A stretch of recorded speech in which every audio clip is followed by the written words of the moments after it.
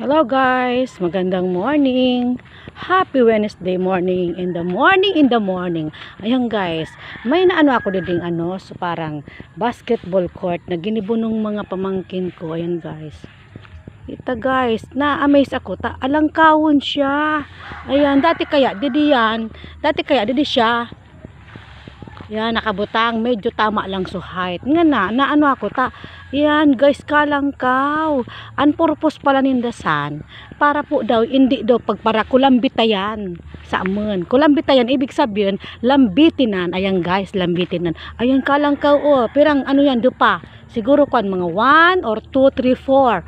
4, apat na dipa. Yung dipa, yung parang yung parang, basta, yan talaga metro. Ayan guys, kalangkaw sa ading basketball court. Didi ayan, tingnan nyo guys. Susko, bagaso hindi pa amnan. Sa mga uungkwan. Ang kaya lang diding mag-amon sa mga 6-footer or pwede man mga 4'11 kung matibay ka. Pero kung hindi ka matibay, hindi ka man makashoot dyan Yan guys, kalangkaw. Isiun ako guys, sabi ko. Ay nga guys, nagalabos. Tapos siya, yung naalakita nindang isiun, alangkawon. So nagralabos kaya, karababa.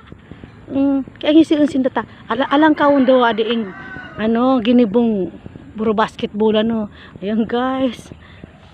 Sa mga lang yan, mga matataas. Ayan guys.